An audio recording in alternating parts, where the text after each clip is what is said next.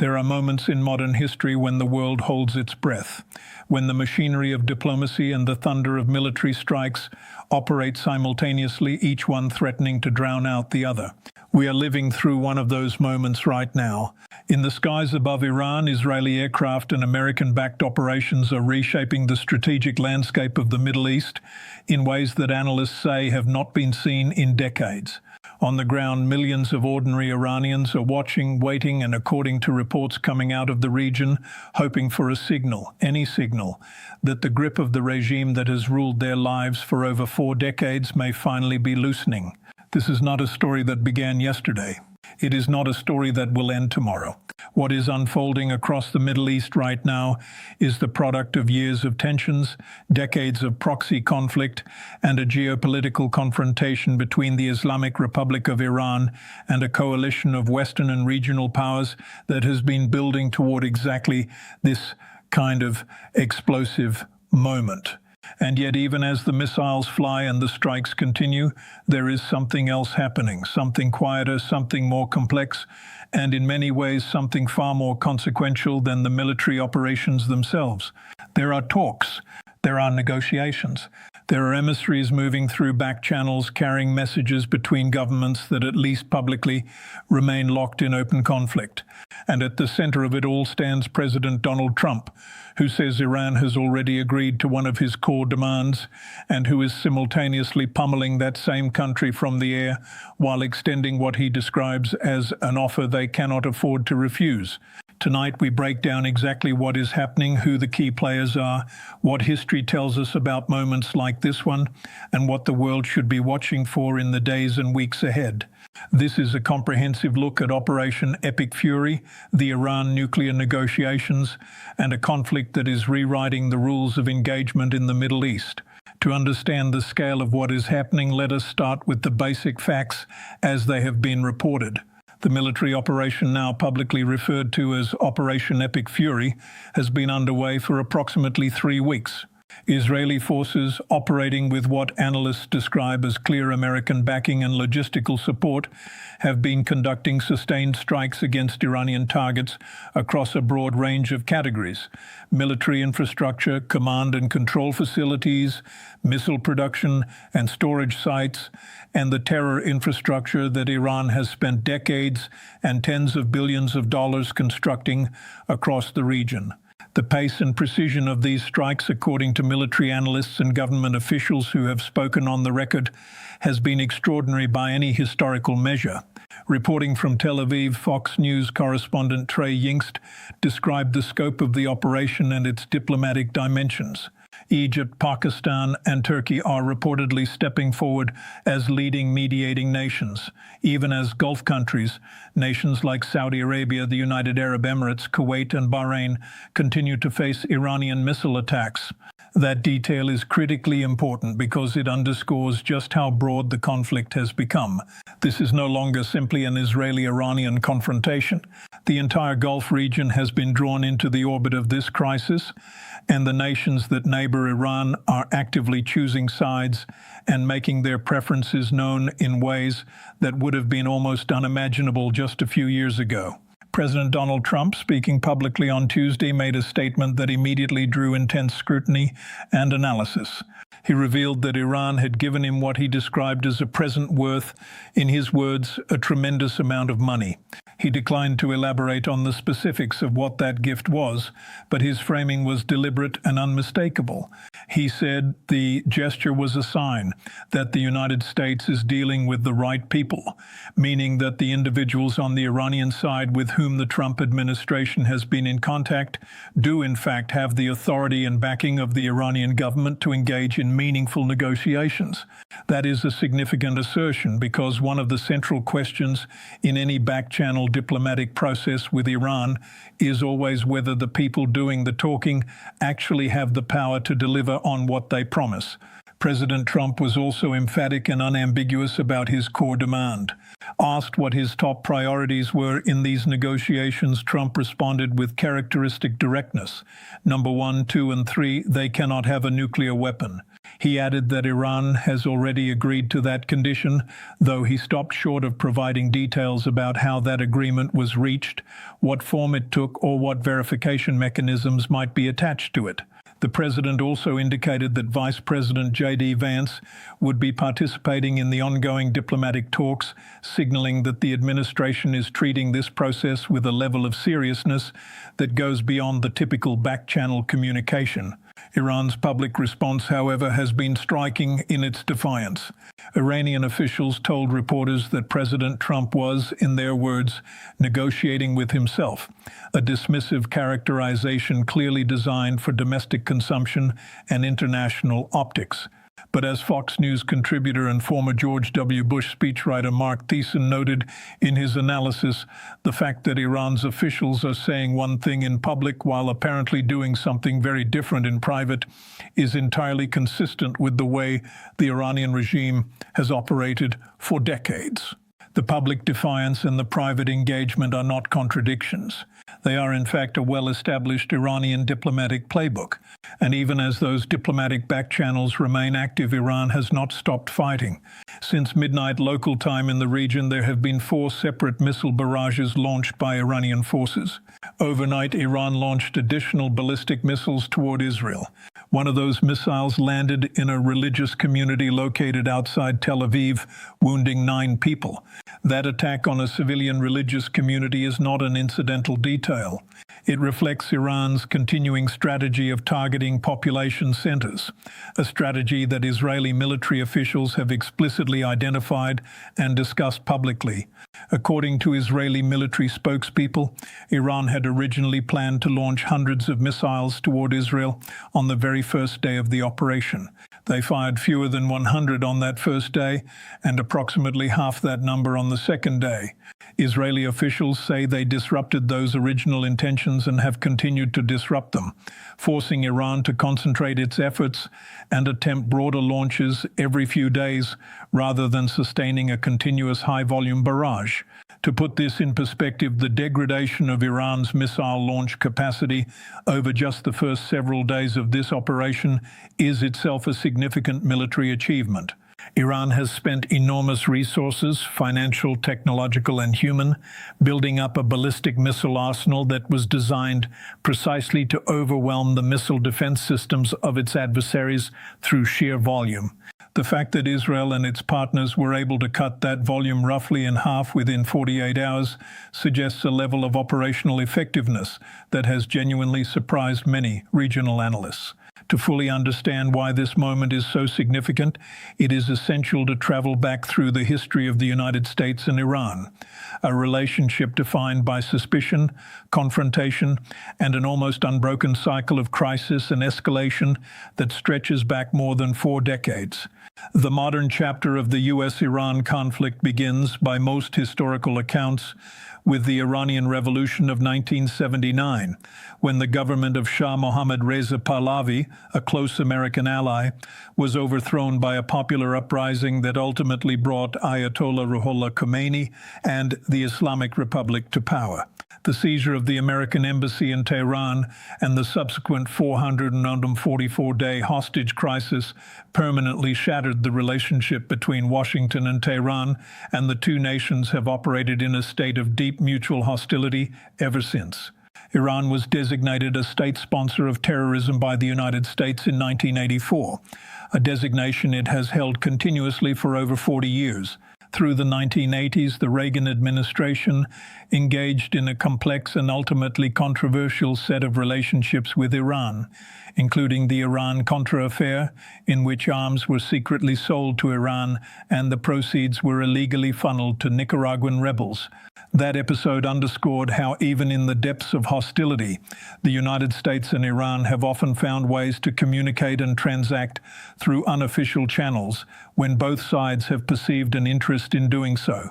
During the George W. Bush years, Iran was famously included in the president's so-called axis of evil, alongside Iraq and North Korea in his 2002 State of the Union address.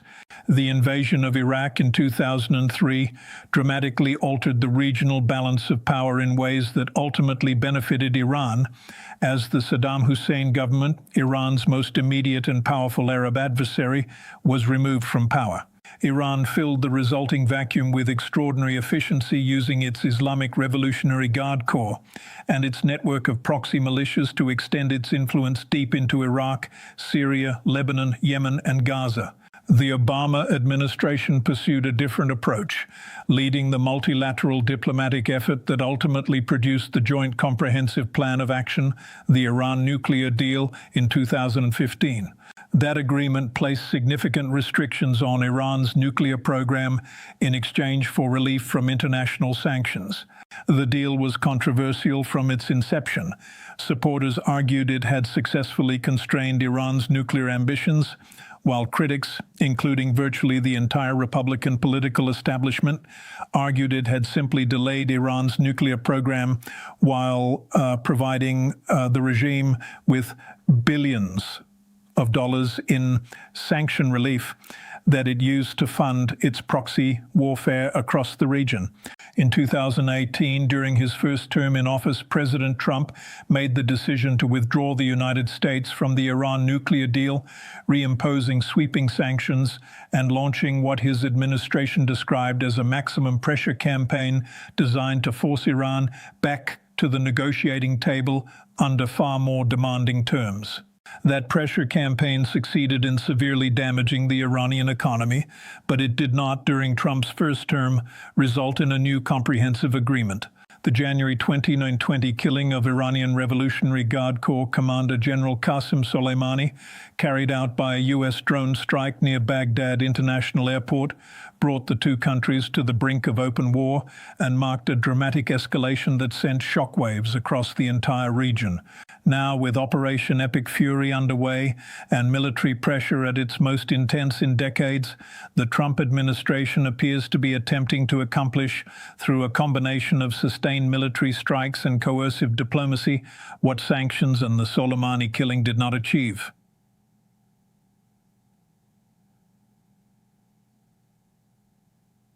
Fundamental restructuring of Iran's capabilities and its role in the region. Mark Thiessen, the Fox News contributor and former Bush administration speechwriter, offered an analysis that has gained significant traction in foreign policy and defense circles. Using a football analogy that has resonated widely, Thiessen described the current state of Operation Epic Fury as having the ball on the 20-yard line in Iran's own end zone.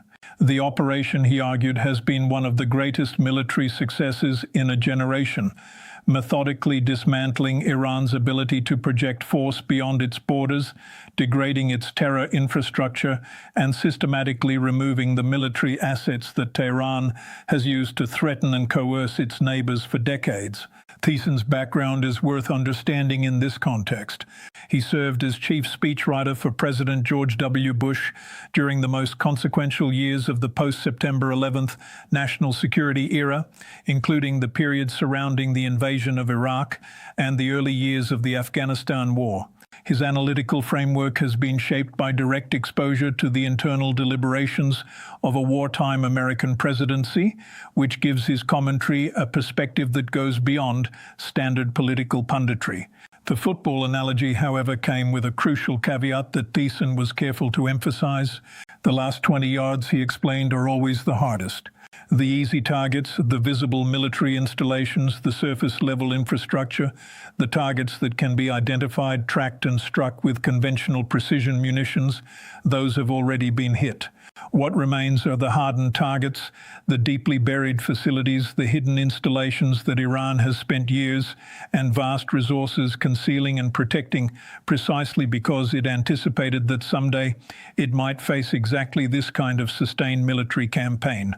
The discussion of military assets and strategic options touched on the deployment of 5 additional vessels arriving on 2 separate ships, along with the potential deployment of between 1,000 and 3,000 troops from the United States Army's 82nd Airborne Division. One of the most elite rapid deployment combat units in the American military arsenal, with a history stretching back to World War I and a doctrinal specialty in rapid insertion into contested environments. The question that military analysts are actively debating is whether and how these assets might be employed to address the strategic challenge of the Strait of Hormuz and the islands that Iran has used to assert control over that critical waterway. Thiessen's analysis of the endgame was particularly striking in its specificity.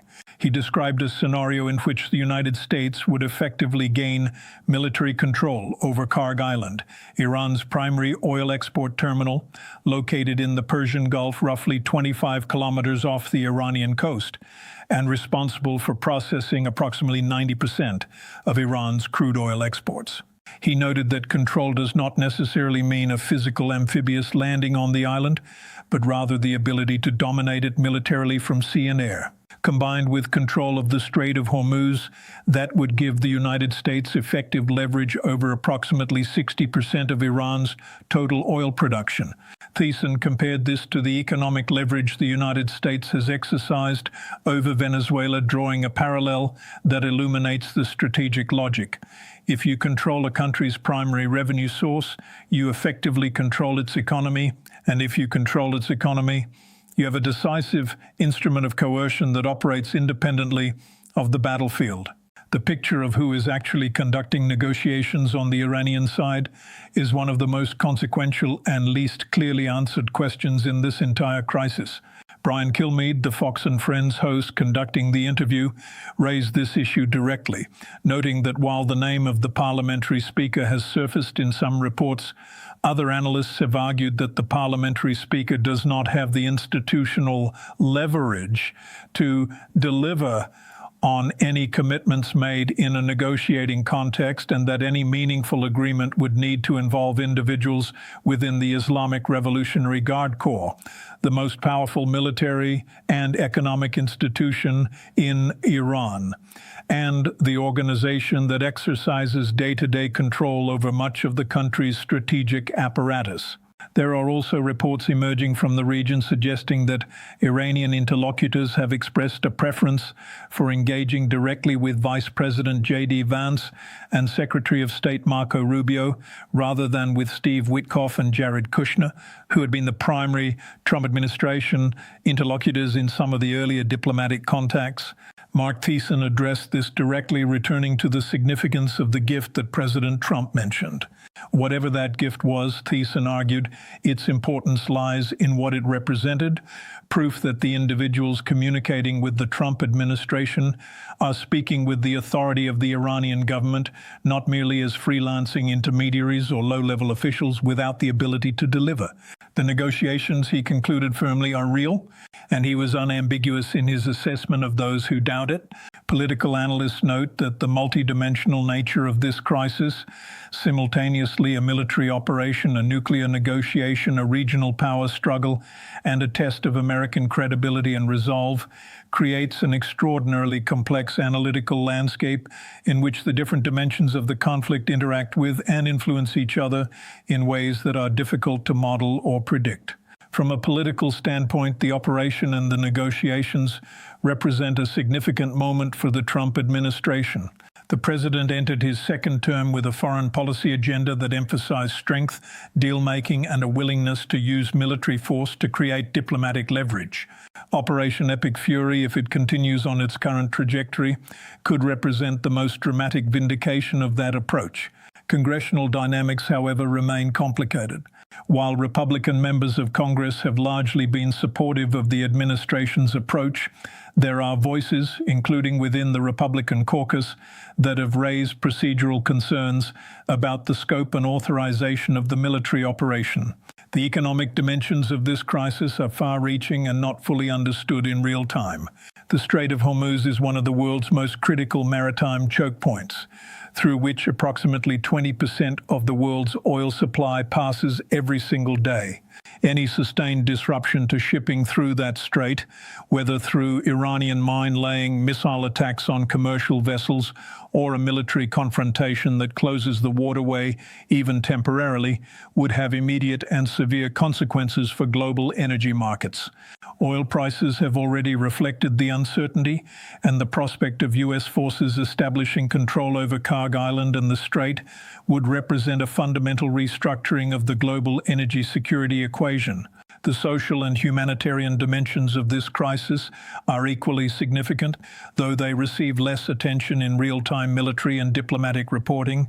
Iran is a country of approximately 88 million people, the vast majority of whom have lived their entire lives under the Islamic Republic. Many of those citizens have increasingly chafed under the regime's restrictions, as demonstrated by the sustained protest movements that erupted in 2022 following the death of Mahsa Amini in morality police custody. Reports are now emerging from the region suggesting that ordinary Iranians are watching the military strikes with a complex mixture of fear, resentment at the regime, and hope that the international pressure might accelerate political change. The mention of the Basij, the paramilitary force that the Iranian government has historically used to suppress domestic dissent, is particularly significant in this context. Reports indicate that at least 300 Basij members have been killed during the course of the operation. The Basij are not a conventional military force in the traditional sense. They are the enforcers of the regime's internal control, the boots on the ground that have been used to crush protest movements and maintain the Islamic Republic's grip on power for decades. Their degradation as a military and coercive force has implications that go far beyond the battlefield. From a legal and constitutional standpoint, the operation raises questions that will almost certainly be litigated in congressional hearings and potentially in the courts in the months ahead. The authorization for use of military force framework that governs American military action abroad is complex and contested, and the scope and duration of Operation Epic Fury may test the boundaries of existing authorizations in ways that produce significant institutional debate. Internationally, the reaction has been striking in its clarity. The Gulf states, Saudi Arabia, the United Arab Emirates, Kuwait, Bahrain, Qatar, are, according to reporting, almost unanimously supporting a complete resolution. The phrase that has emerged from Gulf diplomatic channels is unambiguous, finish the job. That represents a remarkable degree of regional consensus, reflecting decades of Gulf state frustration with Iranian proxy warfare, Iranian-backed Houthi attacks on Saudi infrastructure and commercial shipping, and the broader Iranian strategy of regional destabilization. The UAE's reported decision to freeze Iranian funds adds an economic dimension to the regional pressure, while the European Union is reportedly formulating its own response to the escalating crisis. Expert observers note that the pattern of Iranian behavior in the early days of the operation, launching fewer missiles than originally planned, reducing the volume of attacks as Israeli countermeasures degraded their capabilities, suggests a regime under genuine operational stress, not simply a government playing tactical games. General Jack Keane, the retired four-star Army general and widely respected military analyst, has assessed that 3 more weeks of sustained operations may be necessary to achieve the full range of military objectives. That timeline, if accurate, suggests that the conflict is entering what might be its most consequential phase, the period in which the military and diplomatic tracks either converge toward a resolution or diverge toward an escalation that could take the crisis to an entirely new level. The broader pattern that this conflict fits into is one that has been building for years. The October 7, 2023 Hamas attack on Israel, the subsequent Israeli military campaign in Gaza, the escalation of Houthi attacks on Red Sea shipping, the exchange of strikes between Israel and Iran in April 2024, the degradation of Hezbollah's senior leadership in Lebanon. All of these events form a connected sequence that has been systematically weakening the pillars of what analysts call the Iranian axis of resistance. Operation Epic Fury represents in this framework not an isolated military campaign, but rather the culmination of a strategic process that has been underway for over a year. The question is whether the final act of that process is a negotiated settlement that permanently constrains Iran's nuclear and military capabilities, or a military conclusion that achieves the same result through force. Looking ahead, the coming days and weeks will be defined by several critical variables. First and most immediately, will the pace and intensity of Israeli and American strikes continue to degrade Iran's military capacity at the rate that has been achieved in the first 3 weeks? Or will the hardened and hidden targets that Thiessen described prove more resistant to air power, alone, requiring either ground operations or a different strategic approach? Second, will the back-channel negotiations produce a concrete framework that can be publicly acknowledged and formalized, or will they remain in the informal stage while the military operation continues? Third, will Iran's internal political dynamics shift in ways that either accelerate a negotiated resolution or trigger a domestic crisis that changes the calculation entirely? Fourth, what role will the arrival of additional American naval and airborne assets play in shaping the strategic environment, both in terms of military options and diplomatic leverage? And fifth, how will the international community, particularly Russia and China, both of which have significant economic and strategic relationships with Iran, respond as the conflict continues to escalate? What remains unanswered at this moment is perhaps the most fundamental question of all.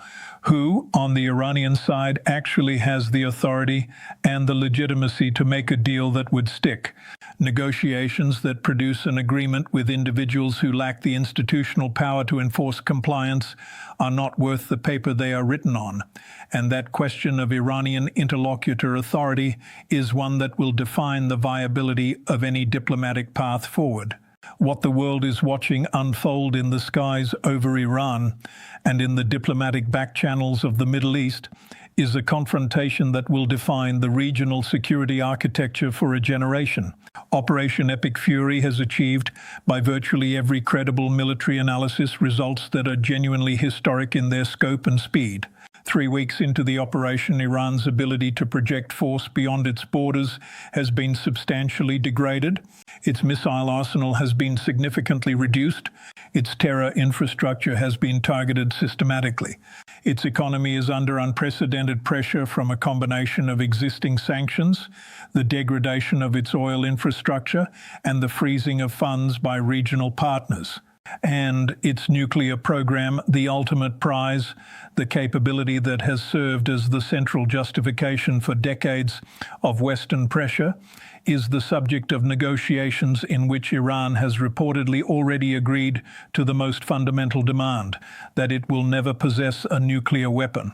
Whether that agreement holds, whether it can be verified, whether the military operation will need to continue to its conclusion, or whether a diplomatic settlement can be reached that achieves the same objectives, these are the questions that will determine whether the events of these weeks are remembered as the moment that changed the Middle East, or as the opening chapter of an even larger and more consequential confrontation. The ball is on the 20-yard line. The end zone is in sight. But as every student of history knows, and as every military strategist will confirm, the last 20 yards are always the hardest. For Fox News, this is an analysis of one of the most consequential military and diplomatic moments of our time. The situation continues to develop and the world is watching.